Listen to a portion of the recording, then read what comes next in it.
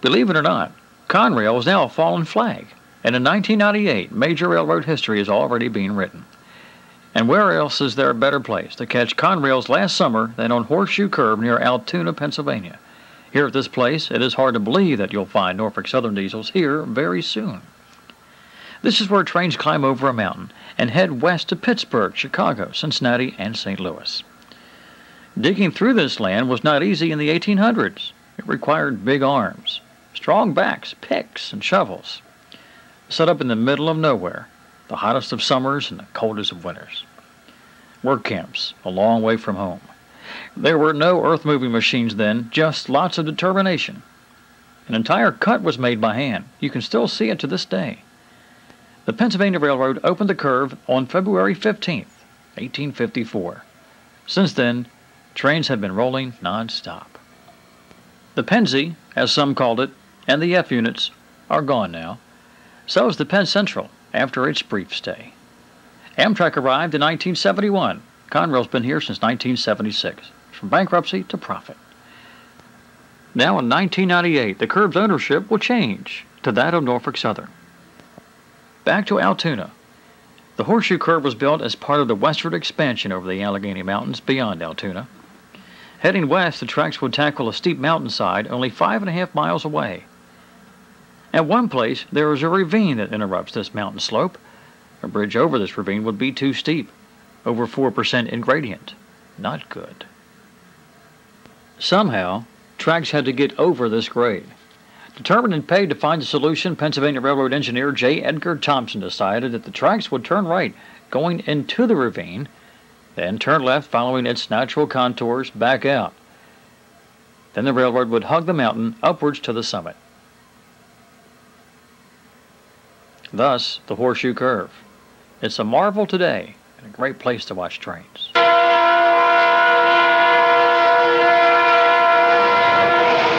The curve produces a more tolerable 1.75% grade on the east slope. The PRR wanted less than 2. We'll describe the locomotive and the fence a little bit later on. Going west, leaving the ravine, the grade is 1.73%. At the center of the curve, the grade is less, only 1.45%. That's because the elements of gravity, train weight, and dynamics are at their max here, so the grade is less. A vacant watchman's tower sits trackside. Westbounds usually have pusher engines added for the climb up the mountain. Most of these units are ST40-2s. Sometimes, according to the Pittsburgh dispatcher, helpers are added to the front. These units return on eastbounds, providing braking power on the slope downwards to Altoona. The rear units are cut off in town, where the pusherman repeats his duties, per orders from Alto Tower, which we will visit later on. On average, there are 60 to 75 trains a day that pass through here. Pusher units are normally in 2s. On any given day, there are at least 12 sets. All right, now that we know enough about the curve and the trains, let's go back to Horseshoe Curve and do some serious train watching. Back to the viewing area, handled by an incline railway decorated in Pennsylvania Railroad livery. Once up to the top, it's to the viewing area next to the locomotive and the fence. A look across the main line and one can see the huge rock cut, once carved out by hand in the 1850s. It's 4 p.m. on the mountain. Our first train is behind us, a struggling westbound freight coming up the hill.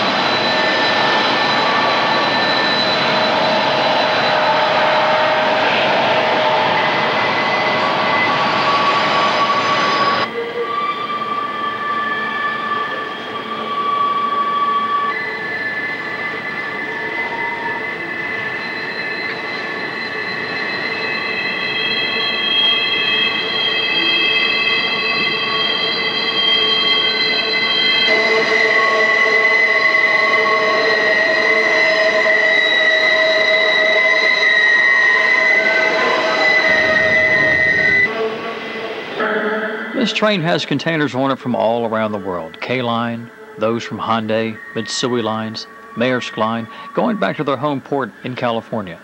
They came from all over, inbound to New York, Philly, and Baltimore, plus truck trailers as well. Every now and then, you could spot something a little strange. This one over here, a trailer on 2 flat cars, something we saw a lot on Horseshoe Curve. Without double stacking, imagine how long this train would have to be. The rear of our special has no helpers. It's running light. All the help is on the head end. Our next westbound is something we call the engineer that must have been a rail fan, for he blew the whistle all the time.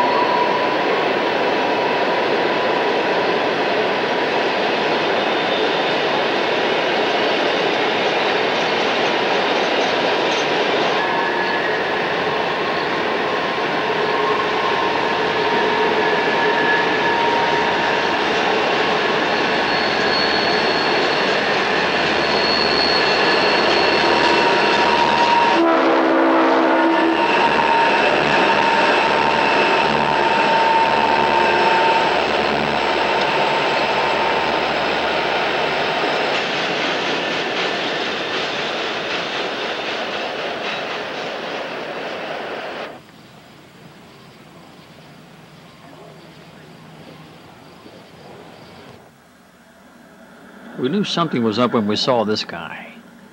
Head-end security protection for the train everybody waited for. Eastbound Norfolk Southern road railer.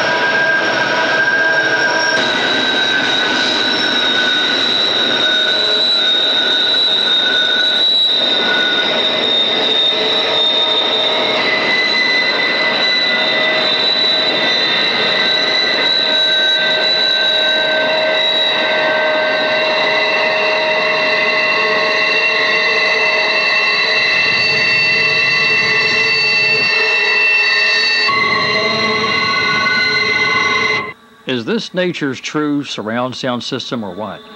Turning 360 degrees, looking back to the left at the eastern slope, there's more of the same train. And once again on this one, twice we spotted one trailer on 2 flat cars. With trailers becoming 53 feet long, this is the best you can do. And again another one. Half of the trailer on one flat car and half the other on the other. And it works. Constant screeching and screaming of the wheels attest to the tightness of Horseshoe Curve. and the weight of the load of this TOFC, trailer on flat car track. Let's leave the trains on the curve for a minute and go over to the locomotive in the fence. There's a neat story here.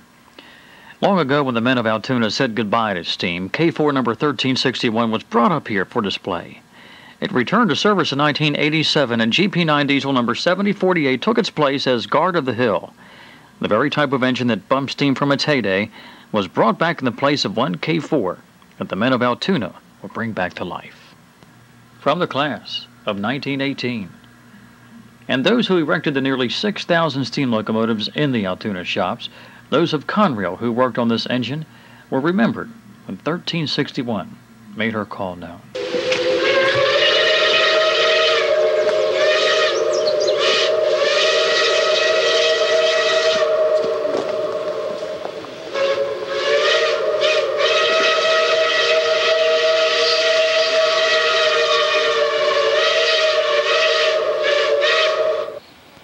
At sunset, 7048 holds down the hill. It is quiet now. Visitors go home at 6. The fence is not a prison, but to keep vandals out. And at early dawn, the locomotive is still there, ready for another day, as the parade of trains continues. Here at the curb, train schedules are posted with times, direction, and type of freight. A list of destinations and points of origin is given, and you get an idea of what you're watching and where all this stuff is going. Plus, train and dispatcher radio transmissions are played over PA speakers. Good chance to save your scanner batteries. Out on the main line, take a good look. The list of names of corporate America is really impressive. You can appreciate what Conrail and its employees have accomplished. Remember, back in 1976, many gave Conrail 10 months to live. Instead of losing millions a day, it makes millions a day. Now you know why Big Blue means gold chips to NS. There's something else. We can't pinpoint it, but there's a sense out here on this line there's more pride than what shows. A testament to those who built a railroad out of spare parts. Eastbound train crews keep their speed down all the way to Altoona. Upon reaching downtown, there is slope interlocking. A set of switches. This can be a busy area. Not only can trains pass each other, but helper units returning light sometimes must wait for train traffic to clear before working their way onto the westbound track, where they wait for their next shove. And of course, that will be up the mountain. Security is tight here. We're going to visit Alto Tower, but before we do that, and we will get to go up inside too, let's wait for 2 container trains to ease downgrade here at Slope, wait for the helpers to get over to the westbound side, and take our tour.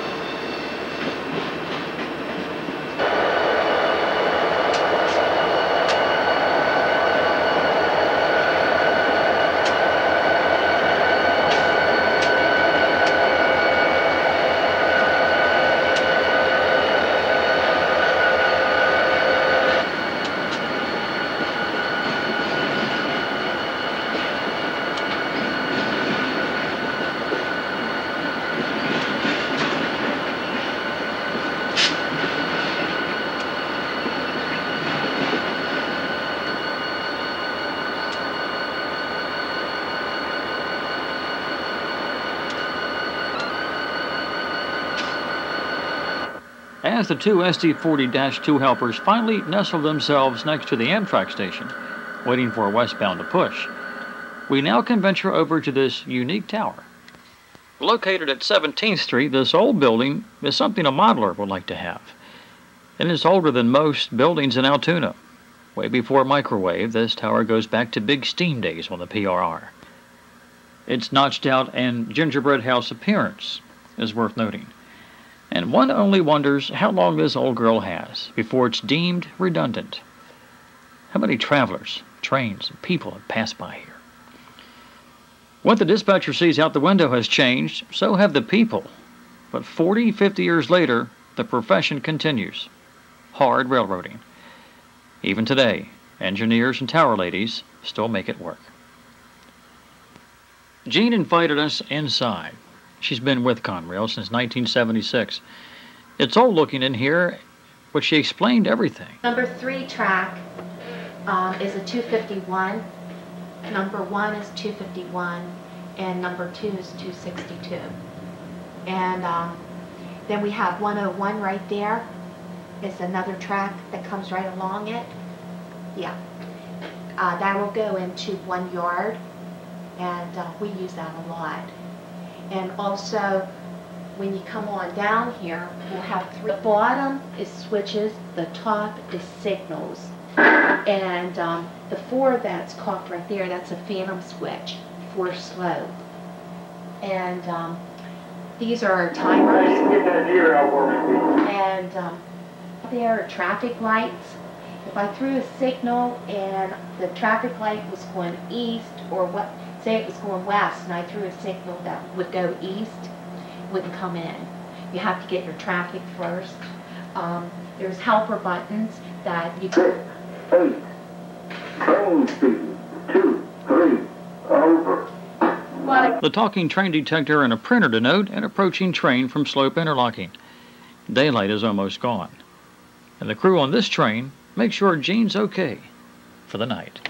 Air caps. We have alarm systems. There's our air pressure. The air pressure goes down below 60. Hello, how are you doing? How's it going? Good. It's time to go outside, and what light we have left to catch one more train in the almost all-male Broadway Limited. I guess so.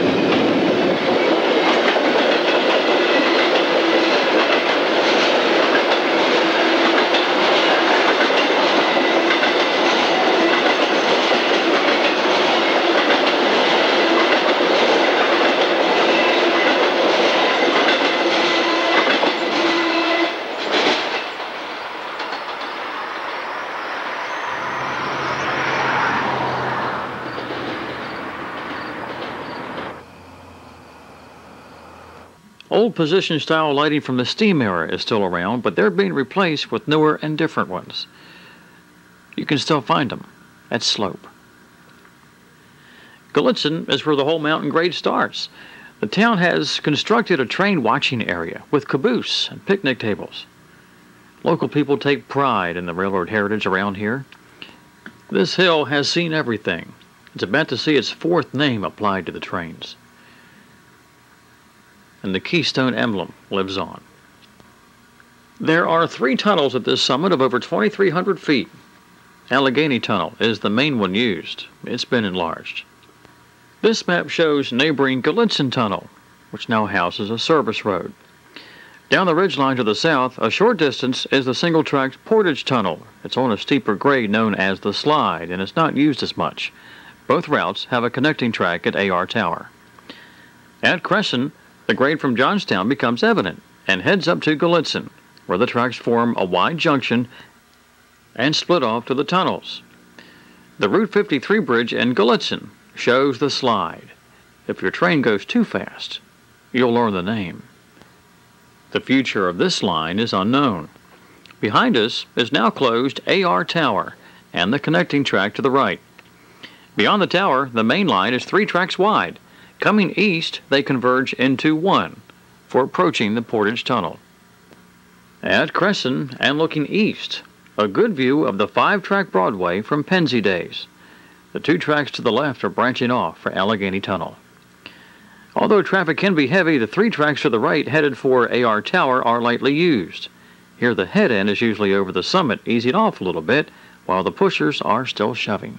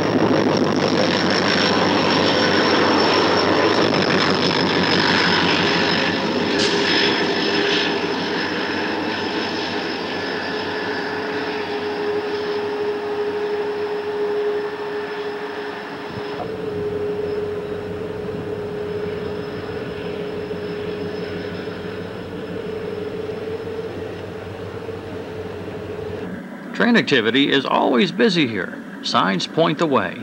And you'll find film, plenty of gas, and a great ice cream treat, too. They love trains here. It's our second day, only 10 in the morning, and we're back at the curve.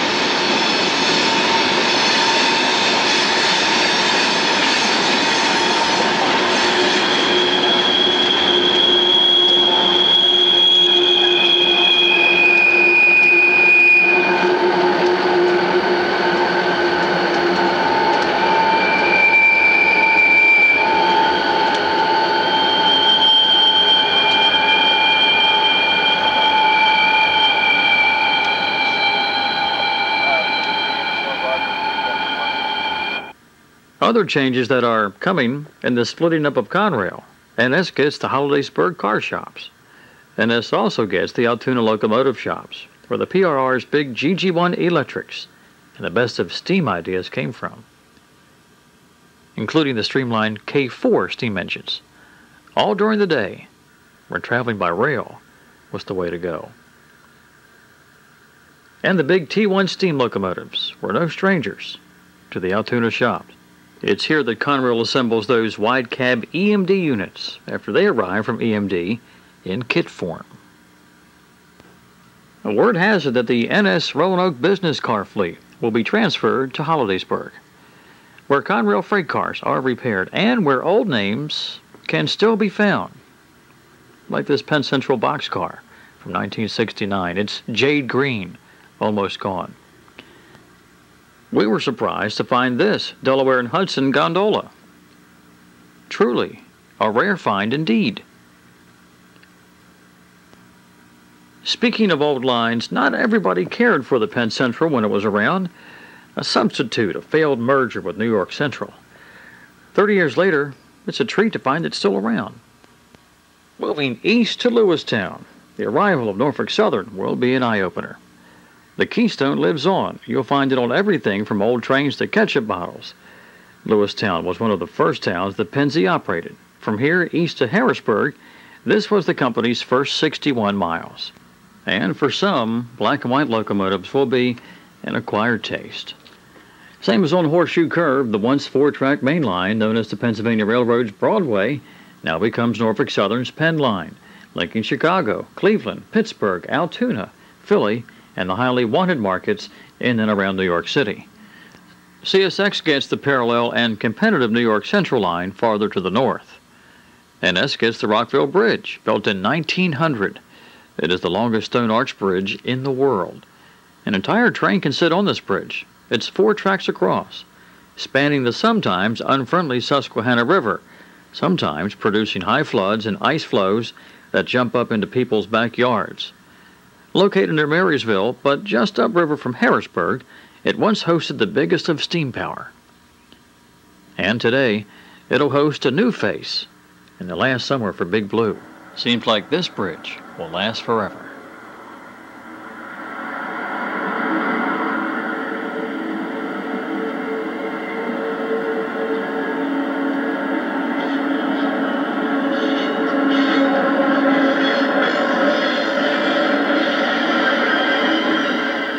Next up on the Penn Line, and still in Harrisburg, Enola Yard.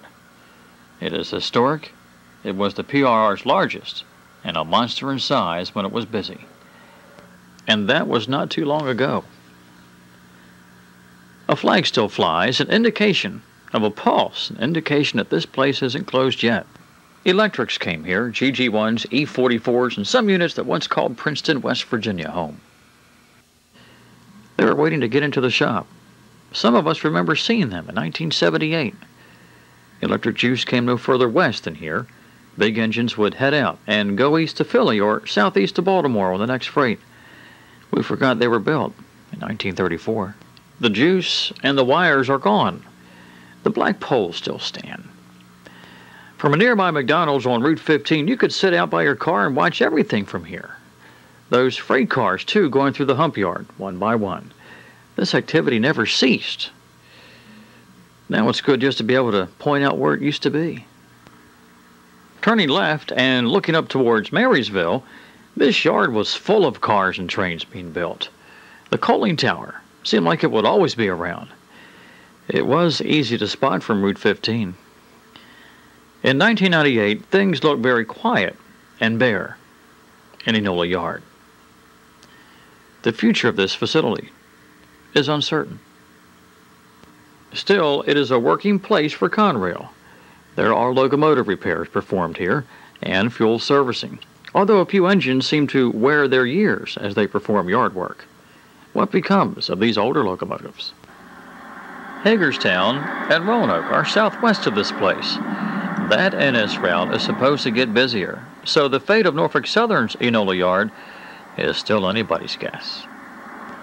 There are 2 more bridges that you should know about that NS will get to operate over, and they are something else to see, making the Rockville Bridge a Shetland pony compared to a Clydesdale. Following the east bank of the mighty Susquehanna, the Canadian Pacific Railroad leaves Harrisburg on its way back to its motherland of Canada. This line roughly follows US 11, and 20 minutes northwest of Scranton, Pennsylvania, you'll find it, the Bridge of Bridges. It stands 240 feet above the ground. Its tracks are 700 feet above sea level. Deep in it, 2.5 million tons of steel reinforcement rod. It's made of 165,000 cubic yards of concrete. It is the Nicholson Bridge, and Norfolk Southern trains will roll across it through a trackage rights agreement from Canadian Pacific. NS will use this route as a shortcut from Enola Yard to New York State. This is the biggest hunk of concrete bridge that man has ever built. There are several plaques to tell the story. It rained the day before we got here, raindrops falling from the top of this bridge, Feels like marbles when they hit your head. During construction, a tower supported a tram and cable pulley system that carried concrete in buckets and steel beams and other materials out to the arches. Construction for the Nicholson Bridge began in 1912. The bridge was completed in 1915. During the heyday of traveling by rail, Lackawanna's Phoebe Snow passenger trains made daily crossings over that bridge. Lackawanna later merged with the Erie. That became Erie-Lackawanna. That became Conrail in 1976. One of the locomotives that made the transition exists in the Roanoke Transportation Museum. You can still see Erie-Lackawanna. That part of Conrail became NS in 1998. The town of Nicholson is proud of their concrete companion. People coming to see the bridge are always welcome. Red locomotives bearing white maple leaves will now see a black and white companion. And it is evident that acid rain is starting to take its toll. But there is a lot of bridge here. And from 240 feet up, you can see a country mile.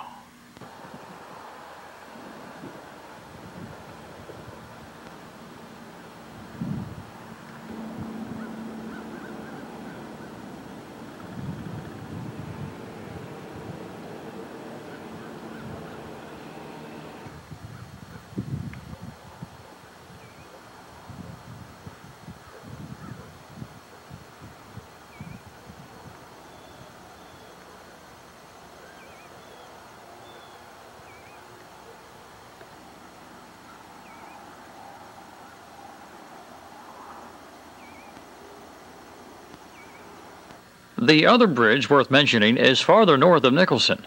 You'll find it on Norfolk Southern's newly acquired Southern Tier east-west route, a secondary route to that of NS's Penn Line.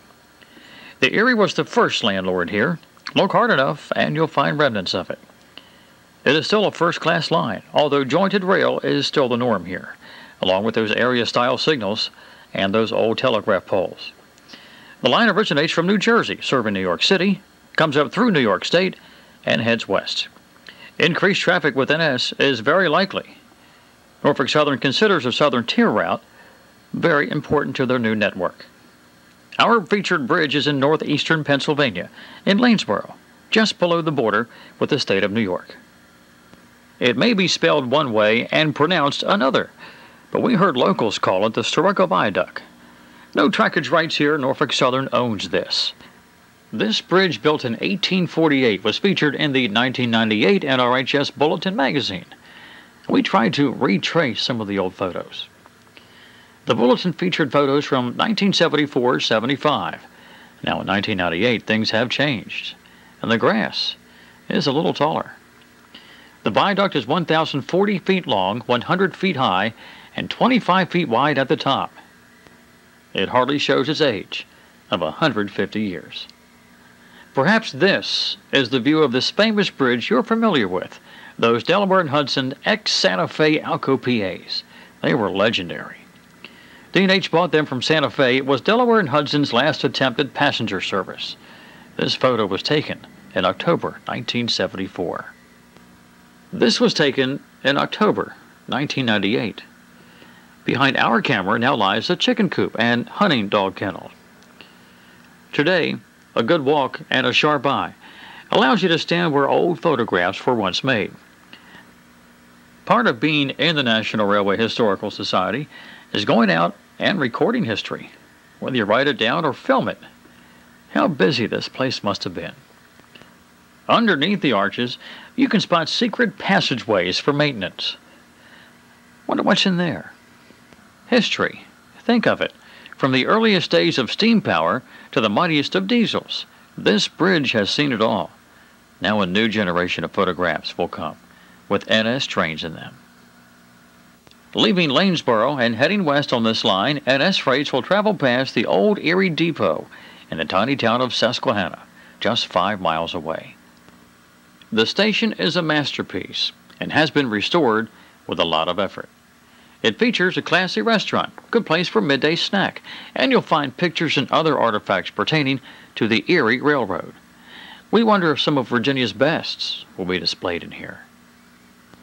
Although the thoroughbred promises more trains through here, it'll be second to the volume on the east-west Penn line that we visited earlier.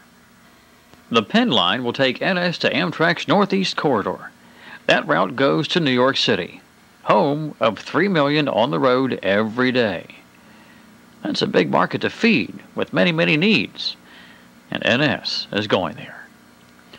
The corridor is not the main or primary way NS will plan on to get there, but overnight freight service is being considered. Since 1976, New York had only one over-the-road railroad freight carrier. CSX and NS will now offer two choices. This brings more changes to Northeast railroading. Now I think it's track number 2 or the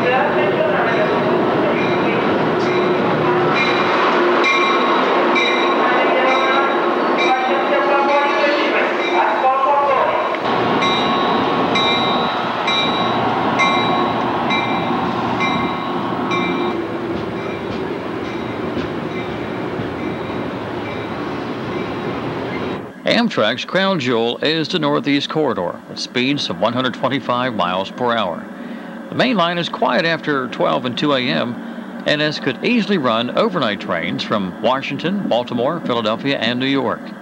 Such time-sensitive guaranteed freight service hasn't been on this line for years. With this arrangement pretty much a shoe-in, look for NS locomotives to cross over Amtrak's huge bridge at Haverty Grace, Maryland. It spans the Susquehanna River, where it flows into the Chesapeake Bay.